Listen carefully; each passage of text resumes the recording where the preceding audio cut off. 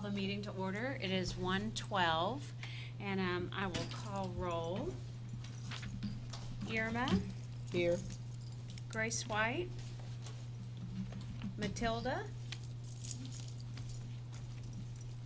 Ada Moreno Brown, Here. Leanne Skinner, Here. Susie Weems. All right, and we have 2 vacant positions, so we do not have a quorum at this point in time, so we will move on from the minutes and go on to the training.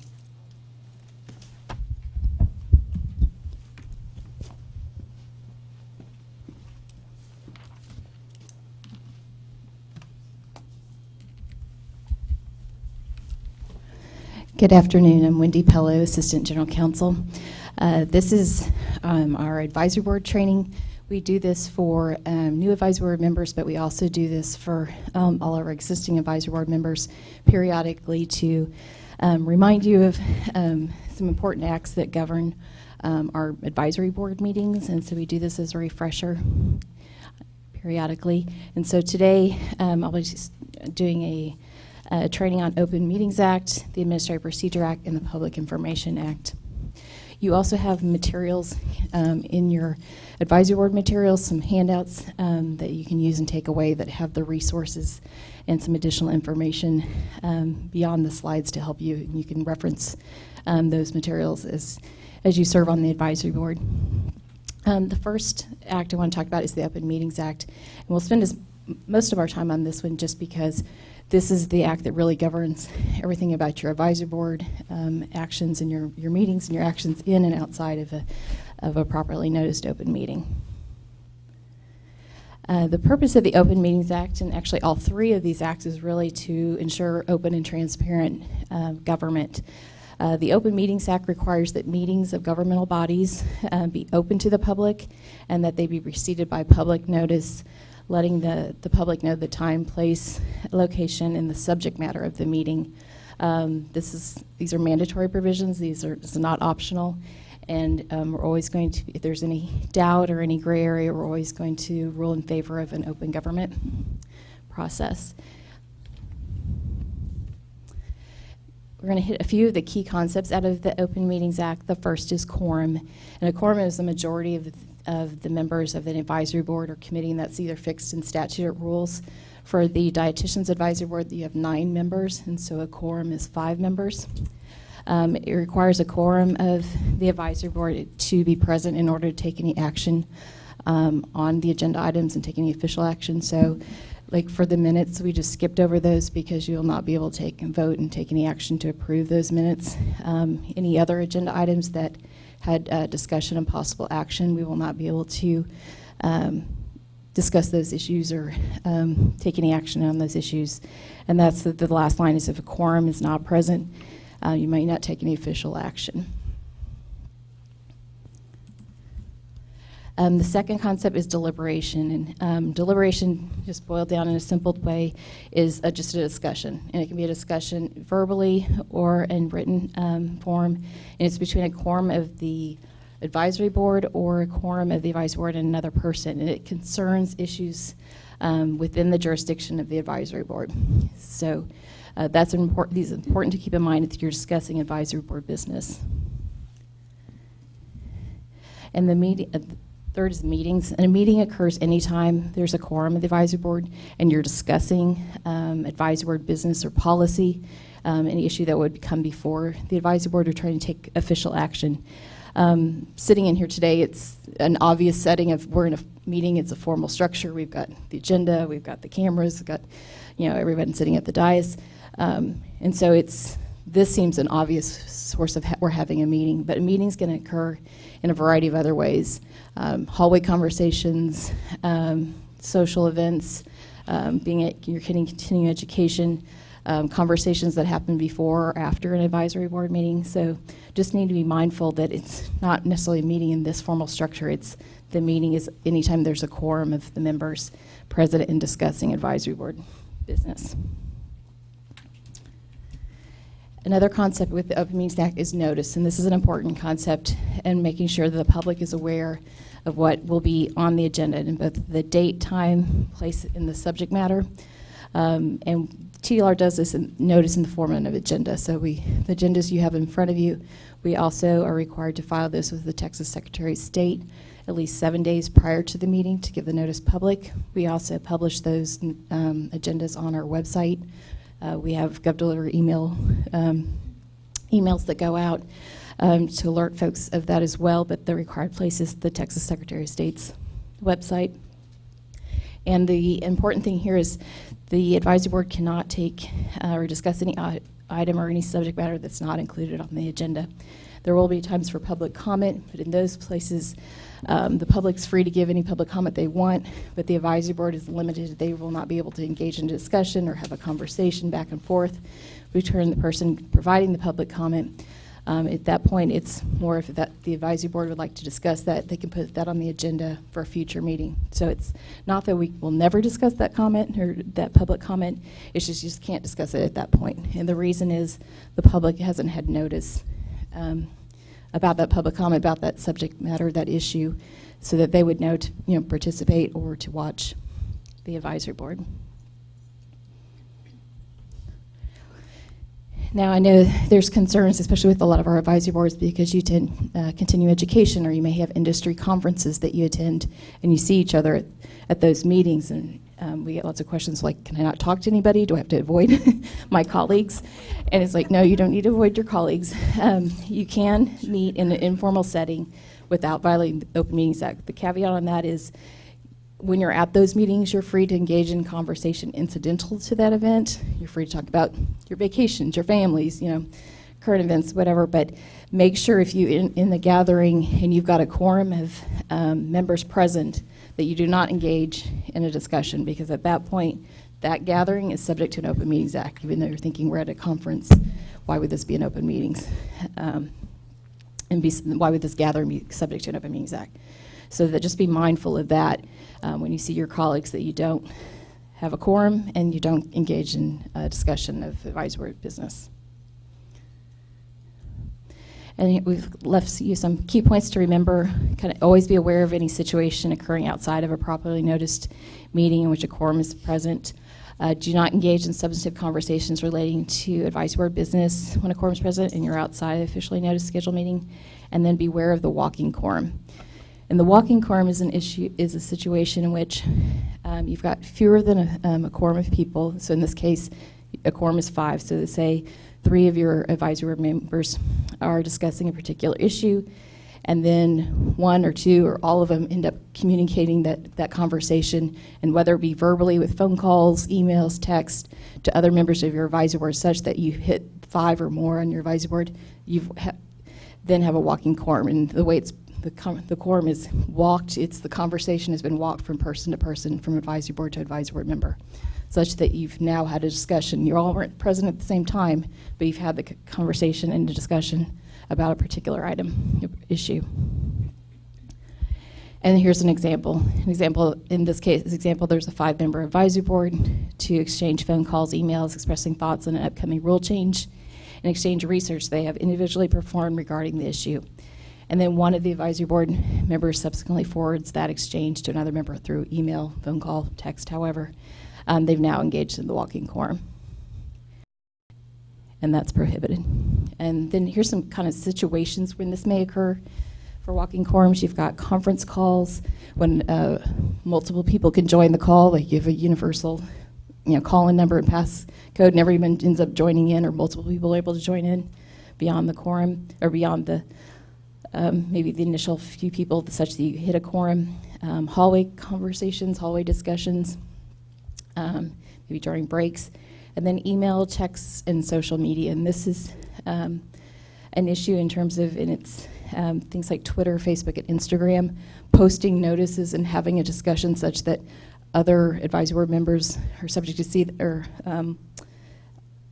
liable to see that, and then could contribute and participate in that discussion. And that wouldn't seem to be an obvious meeting because you're not sitting in a formal room like this, but it is. That's another way to have a walking quorum. So just be careful of those forms of communication. And then we set out some best practices to try and avoid walking quorums. Members should not meet in small groups and discuss board business and then communicate their discussions to other members. Send emails, texts to a quorum of members regarding official business, even if the email is addressed to each one individually. You can't circumvent the Open Meeting Act by saying, well, I won't send a group text or a group email to all the board members. I'll just do them one by one and do it individually. You can't do it that way either. You still got a walking quorum that way. Don't create posts on social media about board business where it's likely that a quorum of the members could participate in those discussions, or ask a quorum of members, even on an individual basis, for feedback or comments on a particular issue before or outside of a public meeting. And this is a concept called polling, and basically you're trying to take an informal vote of how your other board members feel about a particular issue before you get into a formal setting and have a vote on the record in front of the public.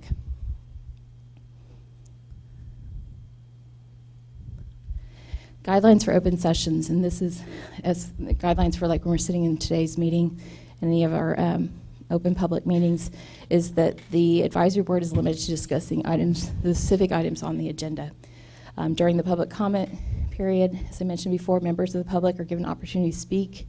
You can limit the time to a reasonable limit from the commenters, and the member of the public can raise an issue on any subject that's not on the agenda. However, it's the advisory board's response that you won't be able to have that discussion, but you can place it on the agenda for a future meeting if you would like to discuss that issue.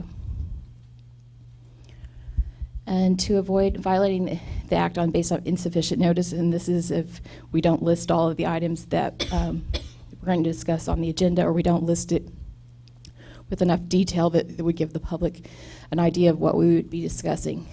So to avoid that situation and violating the act based on insufficient notice, limit your discussions to the specific agenda items on the agenda.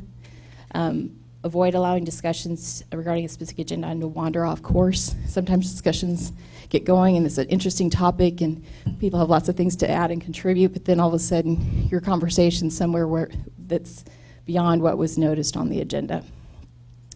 Don't respond or discuss issues that are raised during public comment, which are not on the agenda. If the public does have comments, like if, for example, we had rules on the agenda and somebody wanted to file a public comment on the rules, they would be able to do that. That'd be noticed.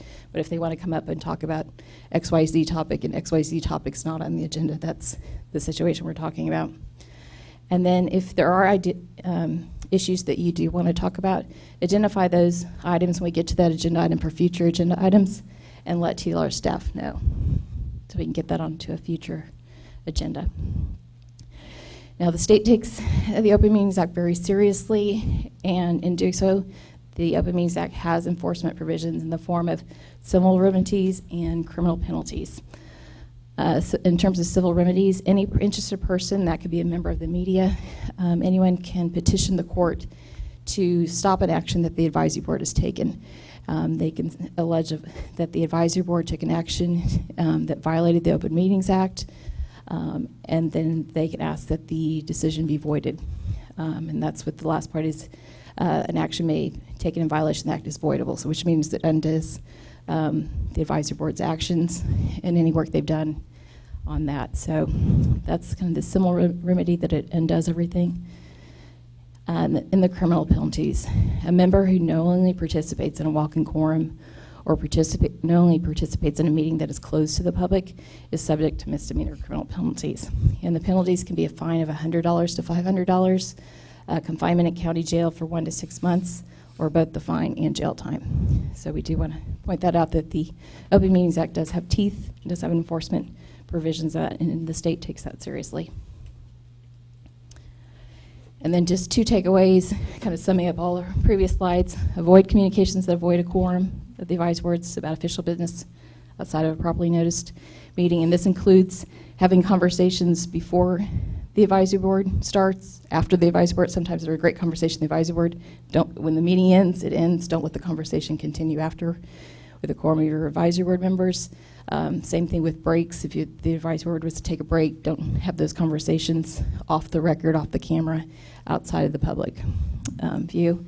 And then during open meetings, confine your discussion to those specifically on the agenda.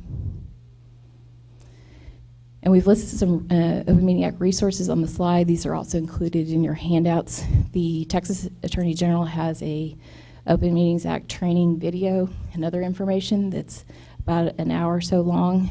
That's really helpful. They also have a handbook. We've listed the statute, and of course, you can always call to the U.S. General Counsel's office if you've got questions about the Open Meetings Act.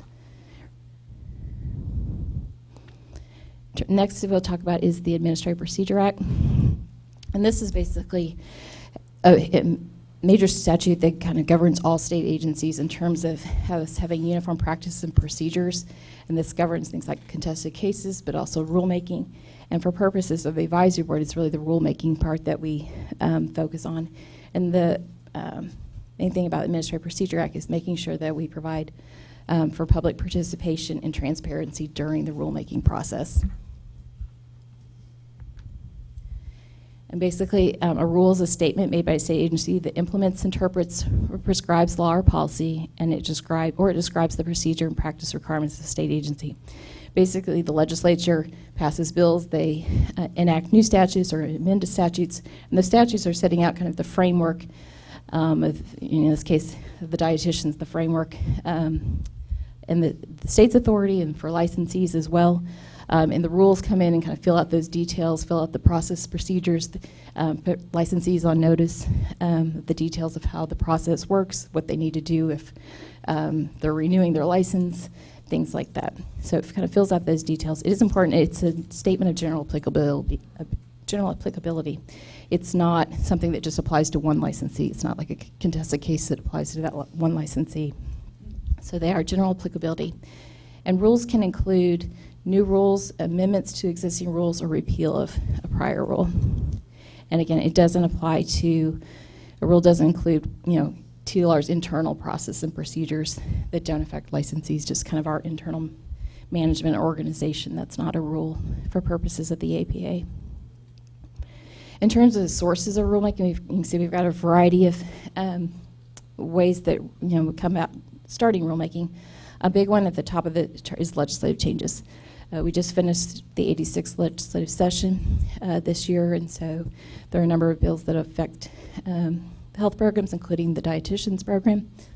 So we'll be doing rules, in a future advisory board meeting to discuss those. And so those are rules that'll come out of those legislative changes, trying to implement those bills. Another source is advisory board work groups.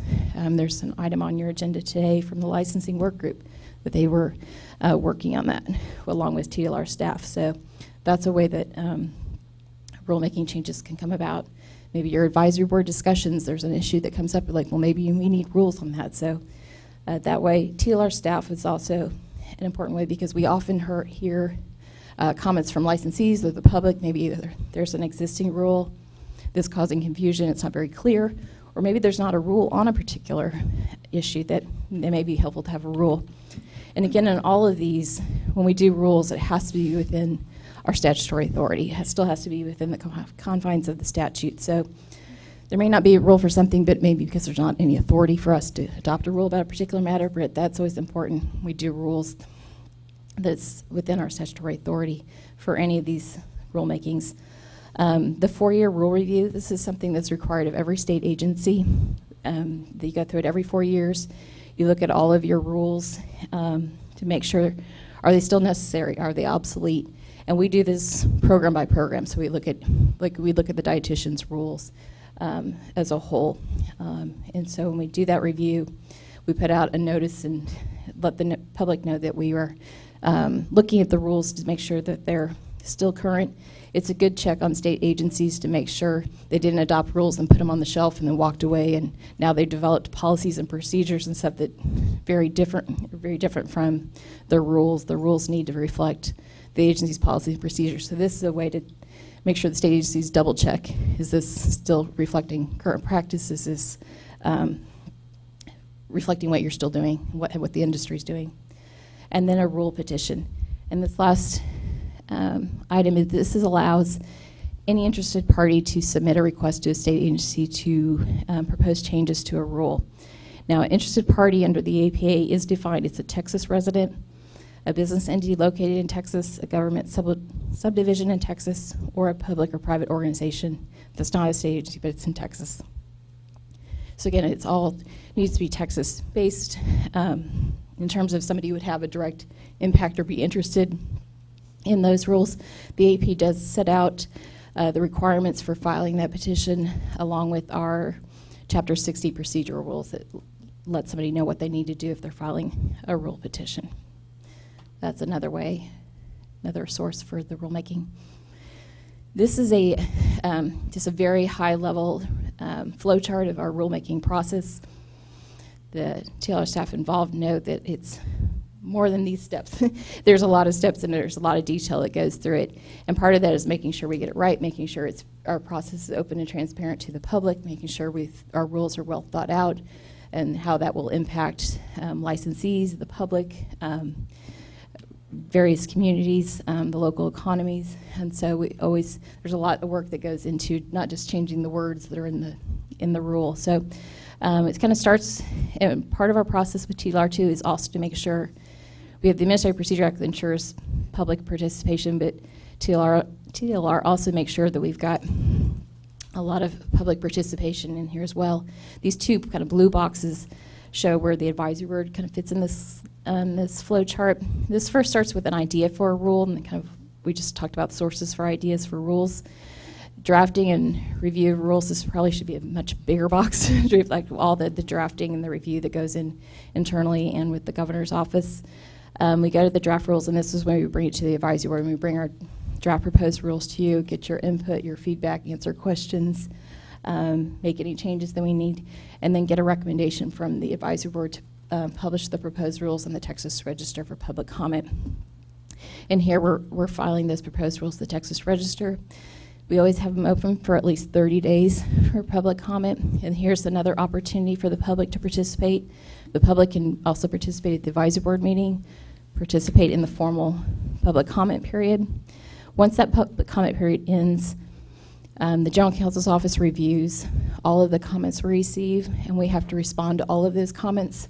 Now, we don't send a personalized individual letter to each person thanking them for their comment, but it shows up in a response in the terms of when we do our adoption preamble, we have to summarize all the comments we got and then also provide the department's response, whether we agreed or disagreed with a comment, if we made any changes or didn't make any changes. And if we disagree, we have to explain why we disagree.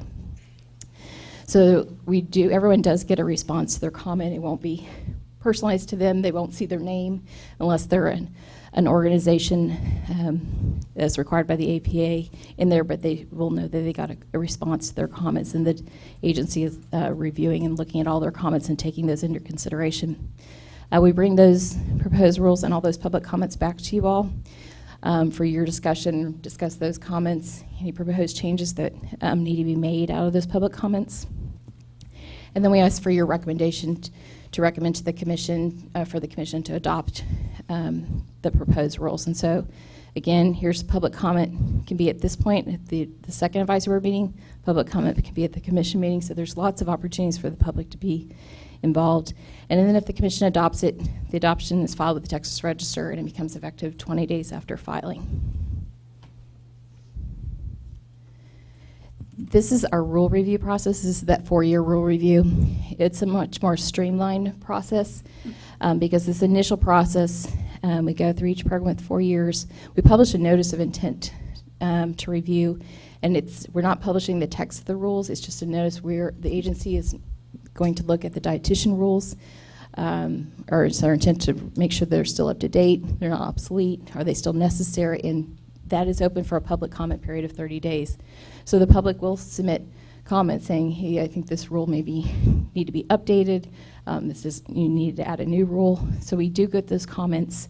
We'll look at all of those comments, provide that to the commission. This probably won't go through the advisory board at this point, but the department will take the review as well, make our own review as the rules as well, not just the public's review, and pass that on to the commission. In most cases, the commission will readopt the rules, but with the note that those comments that we receive from the public comment from that notice of intent will come back to the advisory board and say, hey, this is what we heard from the public in terms of possible rules that need to be changed. And if we do need to make any changes at that point. It goes through the regular rulemaking process that I already described. So, and the reason we can't make any changes at this point is because the public wasn't on notice of what those proposed changes. Right now, we're just collecting comments. So we can't make any changes at that point because we haven't put out what our proposed changes would be. And so that happens every 4 years. And again, we've got rulemaking resources to help you out. The APA, which is Government Code Chapter 2001, is the primary source for rulemaking, but over the last, not this legislative session, but the last few legislation sessions before the 86, there have been some changes that the legislators made to the rulemaking process in terms of adding additional requirements for the state agency, not so much in the rule text itself, but making sure that we're looking at the economic impact that it's having on licensees, government growth impact statements, what's this doing to local economies, rural communities. So they're running to make sure the state agencies are really mindful when they do rules, that they're thinking about the impact that it would have and what the cost of those would be and what the benefits would be. Not just, hey, that would be great if we had a rule, why don't we do this, and without a thought of how that is going to impact the industries. Like, is this the best way to do it? So a lot of those requirements, when you see the proposed rules in the Texas Register, there's a lot of text before you get to the actual rules themselves, and those are all required elements of things the state agency has to address. So it makes rulemaking very deliberative process in terms of the changes we're going to make, and be really thoughtful of how it will impact. And again, those rulemaking resources are listed in your materials. And the last act I want to talk about is the Public Information Act. This is sometimes known as the Open Records Act, but it's formally the Public Information Act. And it's intended to make sure that each person has information about the government and the official acts that it's taking. And so this act makes all documents, records, and other information relating to official business open to the public with some exceptions. There are certain exceptions. There's mandatory exceptions, things that have to be redacted. There's permissive things that have to be redacted or may be redacted, certain privileges that you can claim. But for the most part, it errs on the side of granting requests for information and being open and transparent. An important thing to note here is public information includes any electronic information created, transmitted, received, or maintained on any device in connection with official business.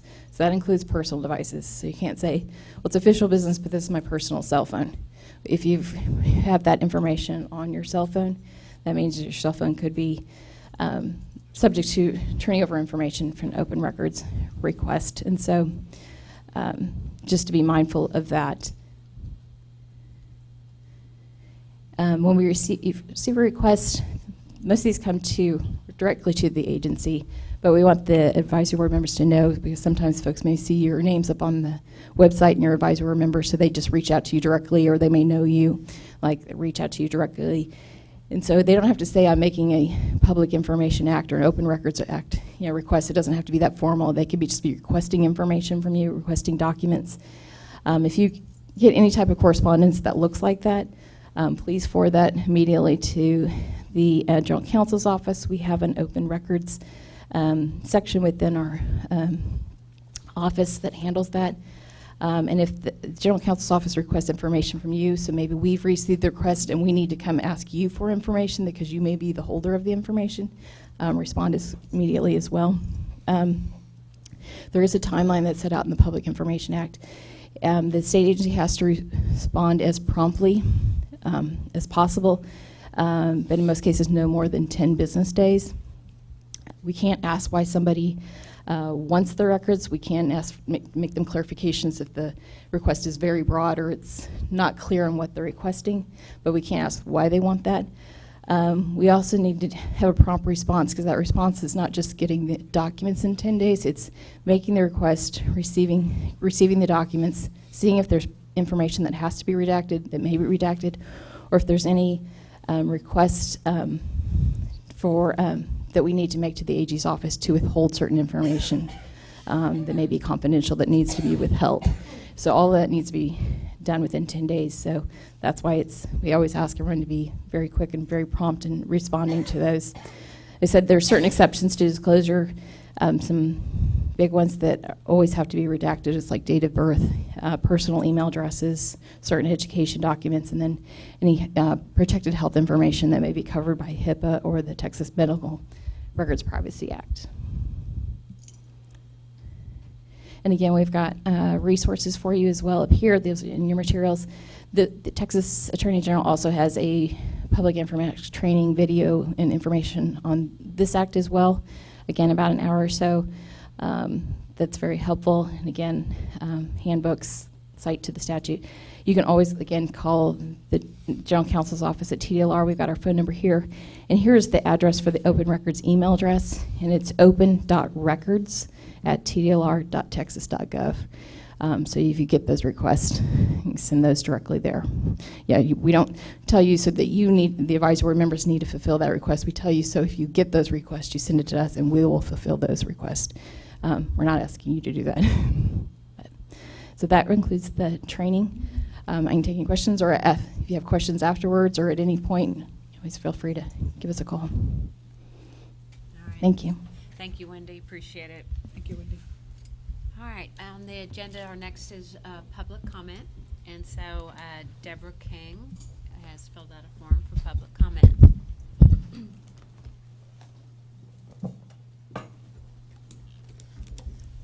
Hi, my name is Deborah King, and I represent the Texas Academy of Nutrition and Dietetics. I am the Consumer Protection Coordinator for them. And I just want to say thank you to the people on the staff here and how engaged they've been with our members by attending our annual conference and talking to them and being able to, really share what's happening when they've had an issue or question. And I just want to give you the invite because our next one is April 2 to 4 in 2020, and it'll be in Georgetown, just up the road. So we would love for you to come again. I haven't had any contact for about 6 months with any of our members that are having issues with licensure, so I think things are running smoothly. And I do just want to say that I had said previously that our national organization is seriously looking at establishing some sort of way for cross-state line licensure. And so I know we'll be contacting the staff here at some point in time, but just that they are thinking about it. I don't think it's going to happen very fast. It's a very long process, but they would like the ability for dietitians, especially when they live near other states, that they can cross the state without redoing the long process it takes to get licensure. All right, thank you for your comment. Appreciate it. All right, now we're moving on to staff reports. The first one is from the licensing division. Good afternoon, advisory board members. Leonard Rivas with the licensing division. It's been over a year since we met. So you have my report in front of you. You have the number of initial licenses and renewals for FY 2018. And for the first 3 quarters of FY 2019, we have processed 414 initial applications and 2,112 renewals. And the current population is 6,084, so it's continuing to climb. We had a licensing work group on June 18th of 2019, and under item G, Ms. Gutierrez will give a brief overview of what the work group did on that day. That concludes my report unless you have questions. No, it's interesting. When I started as a licensed dietitian, we had 3,000 members. So Right. that's pretty neat that we're doubled in size. We have. All right. All right, thank you. Thank you for your report. Thank you, Leonard. Customer Service Division.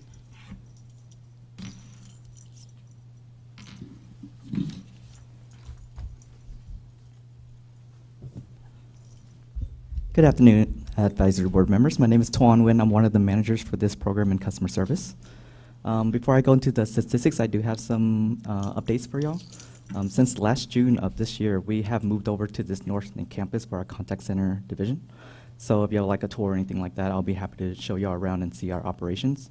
We also have upgraded our contact center software as well in June. It was able to increase some of our efficiency and get us more detailed reports so we can do more root cause analysis for each individual industry. And we also started a new email web form. It's basically the same thing as emails, but if you go to our web page at www.tdlr.texas.gov/help, it'll have a link there that says email us here.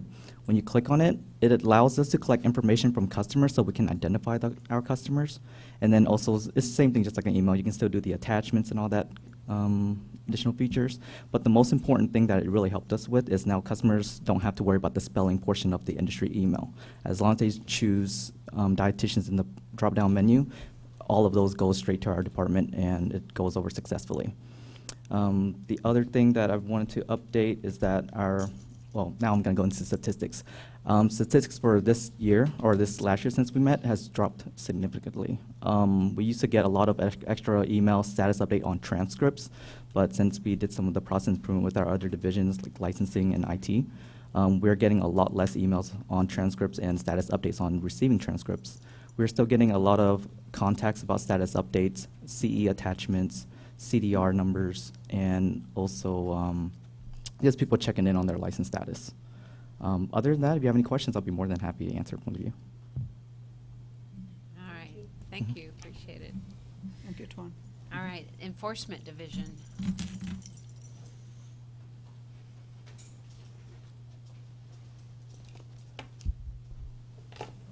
Good afternoon, board members. My name is Jessica Hurtado, and I'm a prosecutor in the Enforcement Division. I'm here to go over your statistics. For the fiscal year beginning September 1 of 2018 through this last July 2019, there were 8 cases opened in your program and 9 were resolved. All of those were resolved without any final order being issued. So you can see that there were no penalties collected or assessed. To the right there, you have the statistics for TDLR as a whole, so you can see that you're. And then for the prior fiscal year, you can see there were 7 cases opened in your program, 6 resolved, 1 of those with a final order assessing a $1,500 penalty, and which has not been collected. Currently, there's 1 case open, and it's with an investigator. And with that, I conclude my report, unless you have any questions. I have a question. What Sure. happens when a fine is not collected? Sure. So we have a couple of different things. We do go through a collections process, and in this case, the license is expired, so there was nothing that we would do with that license except that they would not be able to renew without paying. If the license was still valid, we would, in some cases, move to revoke it if they did not pay. We also have warrant holds that we can put on, and we have other collection methods. So, All right. anything else? Any questions? All right, thank you Thank so you. much. All right, next we have Education and Exam Division.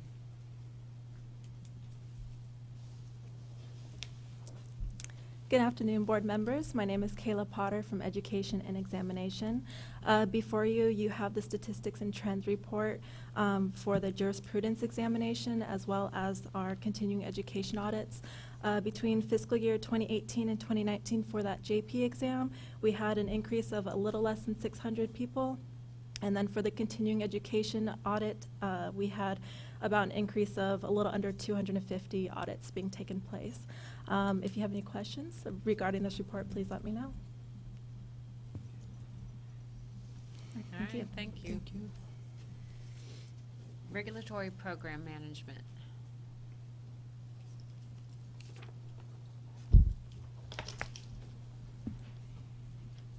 Good afternoon, board members. My name is Mary Hoffman, and I'm in the Regulatory Program Management section, or division, and I'll be providing the report for the RPM section. So, medical and health professions section has been assisting customer service with dietitian emails as well as other program emails in our section. We have also been working in bill implementation teams. As Wendy mentioned, after legislative session, we break out into teams and work together to implement new bills that have passed. So related to the Dietitians program, there were 2 bills that passed, which are House Bill 2847 and House Bill 2059. House Bill 2847 removes the requirement to adopt a seal and also removes duplicative language and sanction provisions.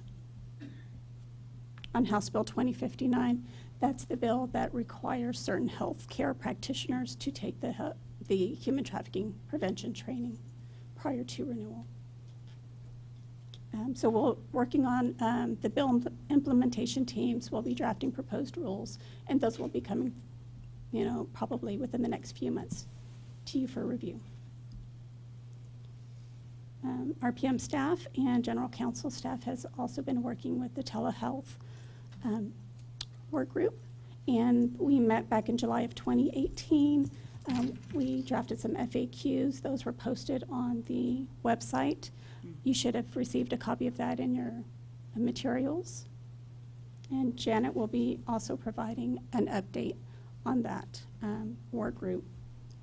As far as the section update goes, medical and health professions section has been working on the next version of the TDLR News Monitor, and TDLR Health Monitor, and that will go out within the next week.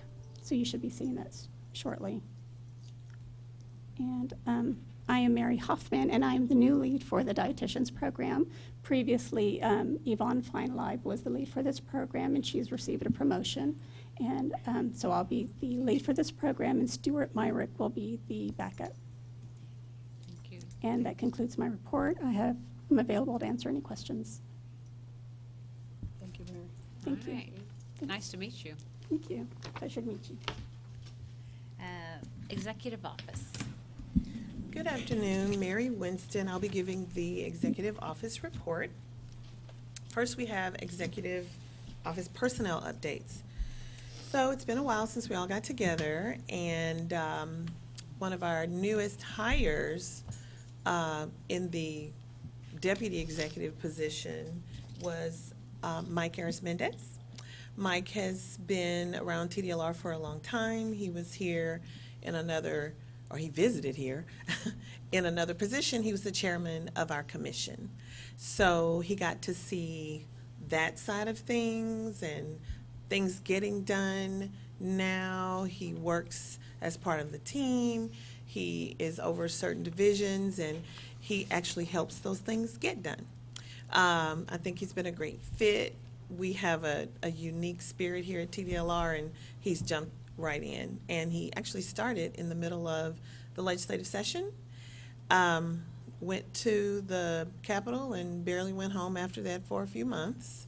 But he jumped right in, both feet, and we're just happy to have him with us.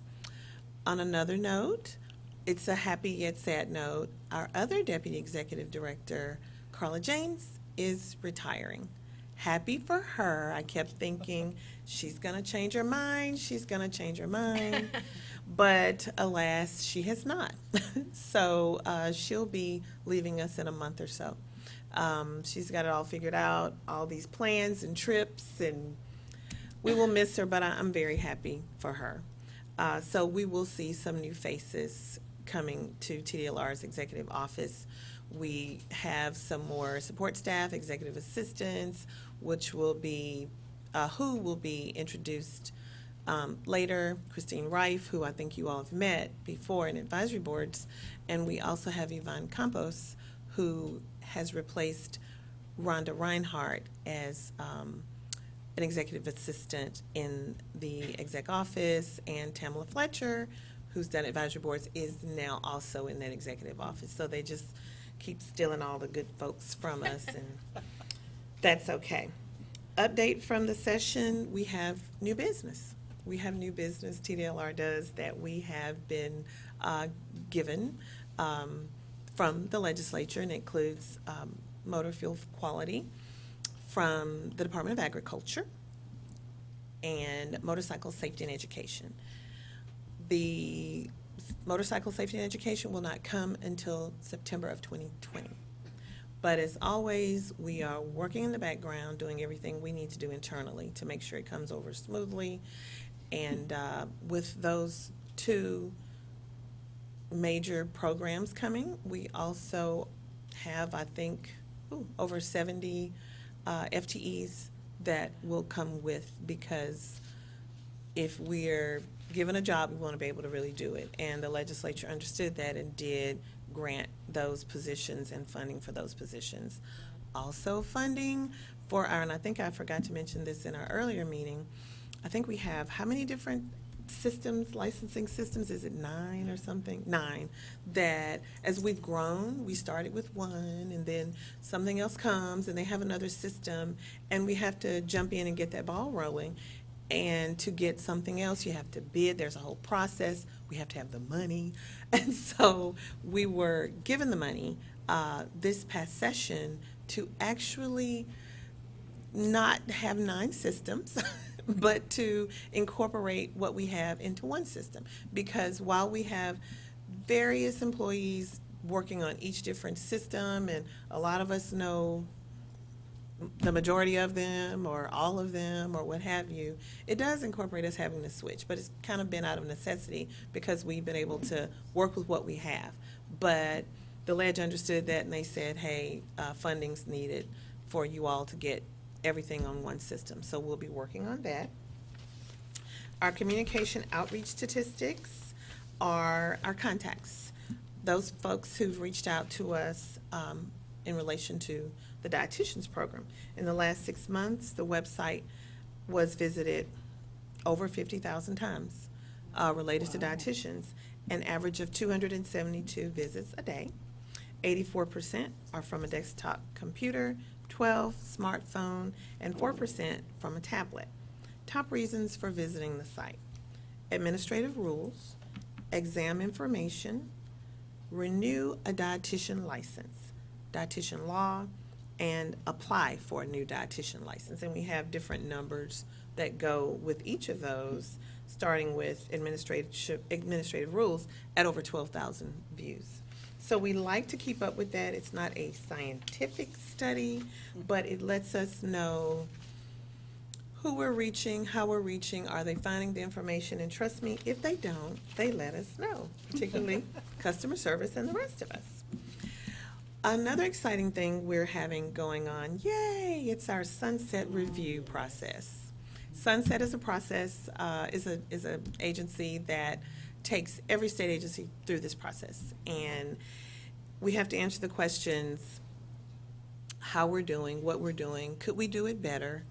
Are we saving money for Texans?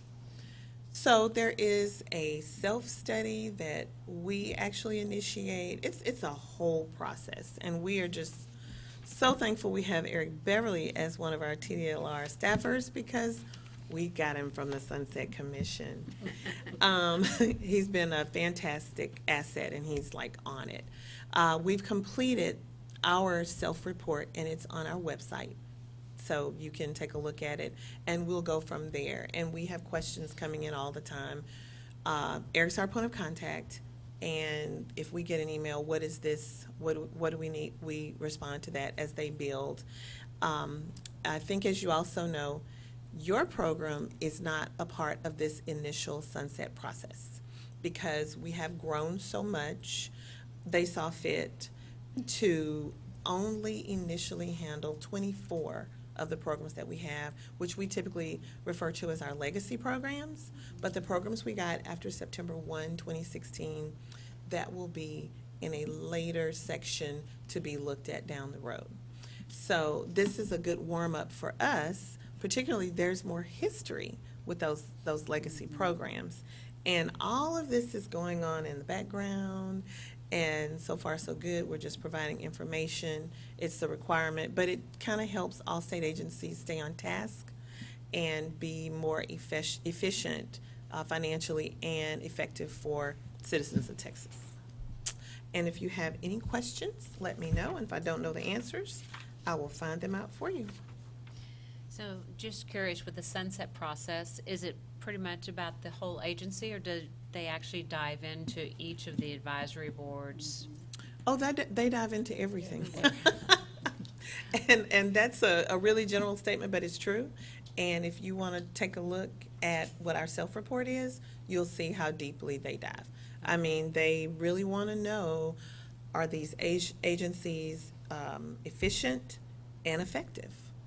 So we've gotten some of our programs through the sunset process. Podiatry is one. And with podiatry, for all the podiatrists that we have, I don't know the license number, Leonard. Oh, he doesn't know. No, I love to pick on Leonard. But there were 4 people that staffed that agency. And whereas their former executive director, now also a TDLR employee, I mean, color-coded and dated. It was amazing to walk through that maze of how that small office kept everything together. However, that was the whole agency. There were appropriations. So Sunset saw fit to bring it within another agency that didn't have just a whole separate budget that handled licensees for 4 people. So that's our manned by 4 people. We had a process that we can incorporate. We, of course, hired the folks from there that we could because they have the expertise, and we welcome to the TDLR family, and that's the kind of thing Sunset, are we being effective? And if you take a look at that report and you have questions, email me, call me, or advisory boards, and we can get you some answers, or I can ask Eric, and he'll get you more answers. Bet. Well, that's how we came to you all in the first place. Right. That's right. Dietitians. So, All right, thank you. Thank you. Appreciate it. All right, the next thing on the agenda is the work group reports, and so I'm Janet Hall. I'll do the first report, and it's about the telehealth work group. So back in July of 18, Irma and Leanne and I worked with Yvonne and Wendy and went through the whole telehealth and how it applies to dietitians, did a lot of background research, and then came up with some FAQs. We have 8 FAQs that have been posted on our dietitians webpage since August of 2018. So just wanted everybody to be aware of that, and the work group came to conclusion, and the FAQs seem to be covering all of the questions that our members had been having about telehealth. So thank you, staffers, for helped us with that. The next report that we have is the licensing work group, and Irma is going to give us a report. Yes, as Leonard mentioned, we met via telephone June 18th of this year, and the 2 major things that we came up with was to streamline the license application process requirements, and yay, to remove the jurisprudence exam requirement at renewal. So that's going to happen eventually, we hope. Anything else, Leonard? Did you want me to cover the other items? Okay, we also consolidated the education and experience requirements into 1 subchapter. We also updated the experience requirements.